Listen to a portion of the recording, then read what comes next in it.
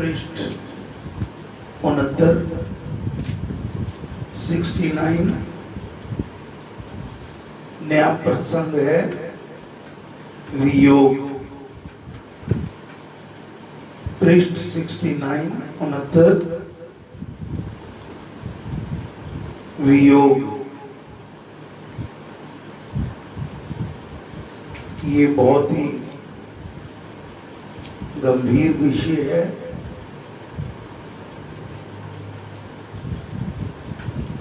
बहुत ही सहज भाव से, गंभीर भाव से इसके एक एक शब्द को हमें समझना होगा। उसके ऊपर मनन करके उसको मन में बसाना होगा, तभी हमारा कल्याण होगा। आज पहले 8 श्लोक का, केवल पहले 8 श्लोक का पाठ करेंगे। पहले उनको समझने का प्रयास करेंगे। गुरु महाराज क्या समझाना चाह रहे हैं। हे गुरु महाराज, परम पूजनीय श्री स्वामी जी महाराज, आपके स्वरूप परम पूजनीय श्री प्रेम जी महाराज, संत श्री नर केवल बेदी जी महाराज, आप महापुरुषों की श्री चरणों में बारंबार नमस्कार नमस्कार नमस्कार। हे गुरु महाराज, हम तो अबोध बालक हैं, अनजान हैं, ना कोई बुद्धि है ना कोई ज्ञान है।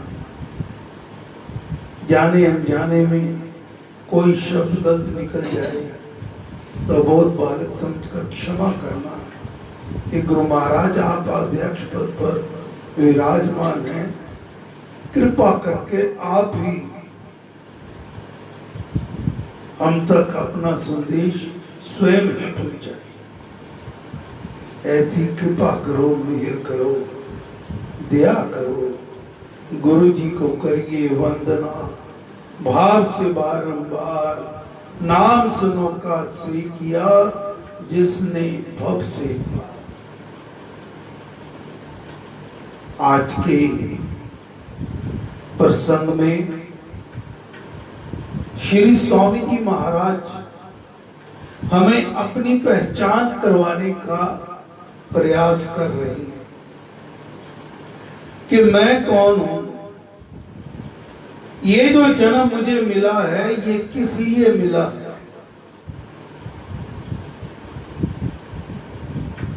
ये जन्म, मानव जन्म कोई आसान नहीं होता। ये बड़ा अनमोल है, बड़ा दुर्लभ है। 84 लाख जोनियों का भोग भोग कर अपने पुण्य कर्मों के प्रताप से और श्री राम कृपा से, प्रभु कृपा से ये मानव चोला मिलता है। लेकिन हम जो है इस मानव चोले को पाकर भी दुखी रहते हैं, परेशान रहते हैं।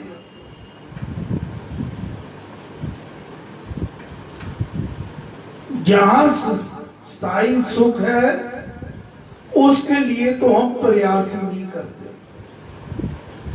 जो दूसरे क्षण भंगुर, जो थोड़ी देर भी नहीं रहते सुख, उनके लिए पीछे पीछे दौड़ते रहते हैं। यहां तक कि हम अपने आप को और परमात्मा को भी भूल जाते हैं। इस संसार में आकर मोह माया ममता के जाल में फंसकर ऐसे उलझ जाते हैं कि हमें यह भी नहीं पता चलता कि हमारे हित की बात क्या है। इस दुनिया की चकाचौंध में हम पूरी तरह से प्रभावित होकर सदा कामनाओं के पीछे ही भटकते रहते हैं। ऐसे काल में सदगुरु ही हमारे सच्चे सहायक, सखा और मार्गदर्शन करते हैं। वह हमें ज्ञान देते हैं, तब जाकर उनकी कृपा से, गुरु कृपा और श्री राम की कृपा बिना कुछ भी संभव नहीं है। उनकी कृपा से हमारे अंदर भक्ति के भाव जगते हैं और हम प्रयत्नशील होते हैं, दिन रात राम राम का अभ्यास करते हैं, शुभ कर्म करते हैं, सदग्रंथों का स्वाध्याय करते हैं।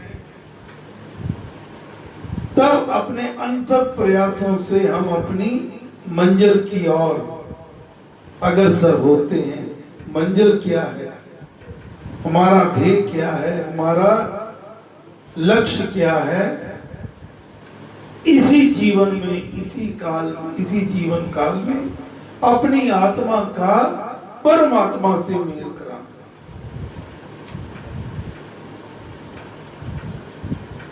अब महाराज एक एक शब्द में हमें समझा रहे हैं। पहले ही श्लोक में भगवान से प्रार्थना करते हैं, हे मेरे प्यारे पिता, मैं तुझसे बिछुड़कर अपने ज्ञान को, अपने आप को भूल चुका हूं, अपने निज ज्ञान को भूल चुका हूं, विषम बन गया हूं, अर्थात मैं समभाव में नहीं हूं, एक समान नहीं रहता। कभी किधर चल पड़ा, कभी किधर चल पड़ा। थोड़ा सी खुशी हुई, अच्छा हुआ, मन के अनुकूल हुआ तो बहुत अति प्रसन्न हो गया, थोड़ा सा प्रतिकूल हुआ तो उदास हो गए, विचलित हो गए। मेरे प्यारे हे पिता, परम पुरुष भगवान, तुझसे बिछड़ा विषम बन मैं भूला निज गया, मैं अपने आप को भूल गया। विषमता अति वियोग है। महाराज कह रहे हैं ये जो विषमता है, ये समभाव में ना रहना, यही वियोग है। समता है शुभ योग और समभाव में रहना ये शुभ योग है। समता में तो आप है, क्योंकि समता में तो हे भगवान तुम आप विराजमान हो, विषम हुए हैं रो, क्योंकि हम समभाव में नहीं रहते, इसलिए बहुत जल्दी भटक जाते हैं।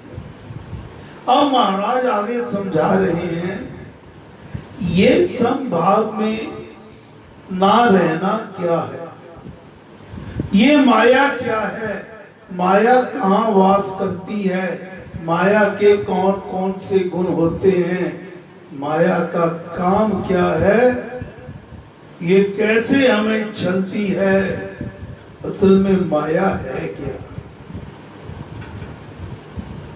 अब इसके लिए हमें गुरु महाराज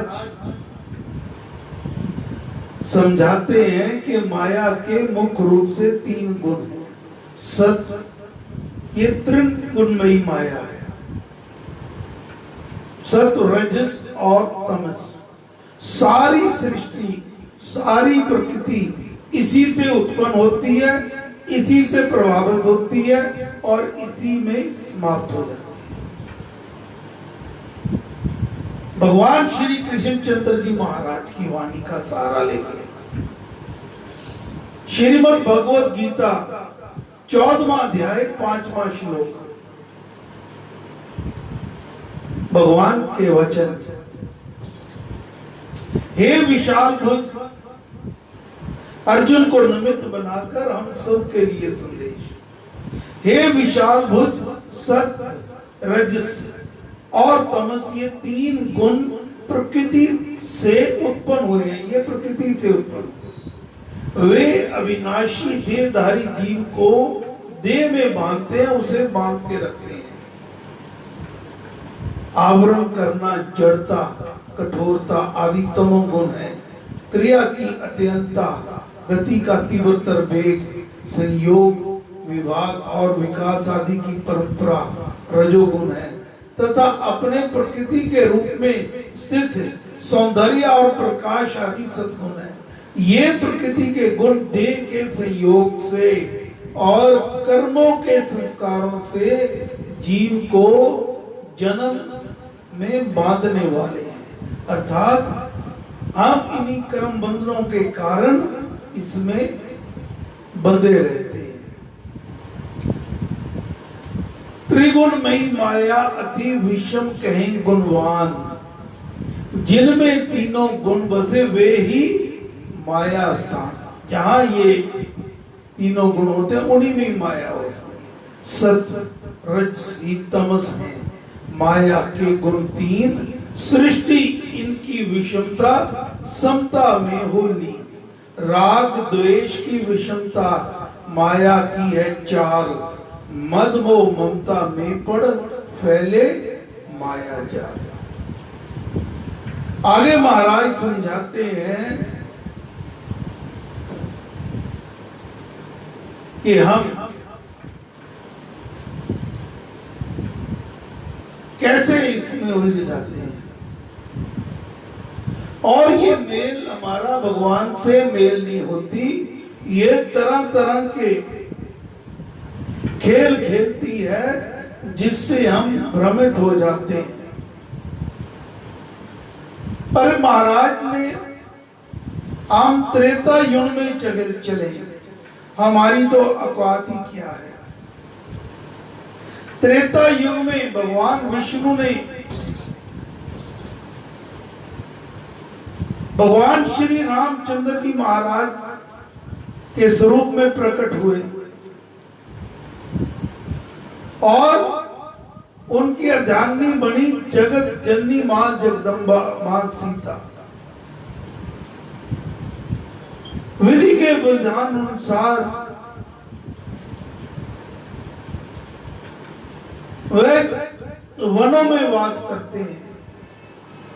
वहां जो भी घटनाक्रम होता है सामने श्री गीता ज्ञान श्री रामायण ज्ञान यज्ञ आ रहा है, क्योंकि नवरात्रे शुरू हो रहे हैं 7 अप्रैल से। तो उसमें हम एक एक शब्द को बड़ी डिटेल में पाठ करेंगे।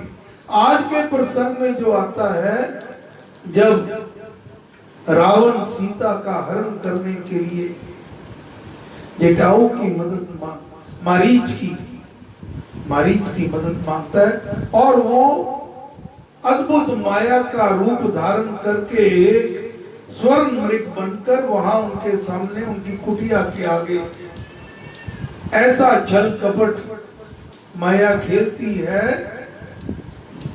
कि त्रिलोकी के नाथ श्री रामचंद्र जी महाराज और जगत जननी मां जगदम्बा की स्वरूप माता सीता भी इस माया के मोह से बच नहीं पाई। श्री स्वामी जी महाराज श्री वाल्मीकि रामायण सार में अरण्य कांड में 11वें सर्ग में पृष्ठ नंबर 340 वहां पर वर्णन करते हैं रामचंद्र जी महाराज के बारे में। सदा सजग रहते जो ज्ञानी, वीर धीर उत्तम सेनानी, कर्म निशा आई अंधेरी, माया पीछे हुए आए। जो सदा सजग रहते थे वो भी माया के पीछे पीछे दौड़ पड़ते हैं। क्यों? क्योंकि सीता जी पहले भ्रमित होती हैं। वो कहती है मुझे ये मृग स्वर्ण मृग मुझे चाहिए। बार बार उनको रामचंद्र जी को जब कहती हैं तो स्वामी जी महाराज बहुत सुंदर ढंग से वर्णन करते हैं। बार बार का कहना ऐसा बनकर मंत्र मोहन जैसा, राम चित पर छाया ऐसे, चंद्र रवि पर राहु जैसे, चिदाकाश राघव का सारा, मोदन से गिर गया भारा। बोले सोम, लक्ष्मण को कह रहे हैं, बोले सोम हरिण सुहाना, अद्भुत है मन चित लवाना। वो भी माया के पीछे होके सीता जी के कहने पर लक्ष्मण जी को कहते हैं कि ये बहुत अद्भुत स्वर्ण मृग है, मन को लुभाना। और सबसे बड़ी बात, चाहती है सीता सुशीला, देखे उसकी क्रीड़ा लीला, तीन लोक में ढूंढे कोई, ऐसा मृग नहीं पावे सोई। तीनों लोकों में इसके समान सुंदर कोई मृग नहीं है। ये शब्द भगवान कह रहे हैं रामचंद्र जी महाराज। इस समय माया ने उनको घेर रखा है। कैसा सुंदर देखो सोहे, किस पुरुष के मन को न मोहे, सर्व जनों को विस्मयकारी, हरिण अपूर्व है बनचारी, उसको निर्ख अति मनोहारी, चाह रही है सीता प्यारी, सीता चाह रही है। अभी धनुष ले मैं हूं जाता, पकड़ तुरंत उसे हो लाता। मैं अभी धनुष लेकर उसको पकड़ के लाऊंगा और माया की तरफ दौड़ पड़े। स्वामी जी महाराज फरमाते हैं, रात अविज्ञा अज्ञान की है माया का काम, इसमें भटका मैं फिरा, तुझे भूल कर राम, मैं तो ये राम तुझे भूल गया। माया मोह की मूर्ति, ये तो बड़ी मधुर मोहनी मूर्ति है। तरह तरह के खेल खेलती है, मारीची रच खेल, छल कपट भी करती है। छल बल से तब जन चले, होने ना पाए मेल। ये तो सबको ये चल सकती है कि राम, हम सब आपकी चरण शरण में हैं, हमारे ऊपर कृपा करो, हमारा मार्गदर्शन करो। हम इस माया के जाल से बचकर ज्ञान का सहारा लेकर अपने जीवन को सुंदर बना सके। कृपा करो, मेहर करो, दया करो। जय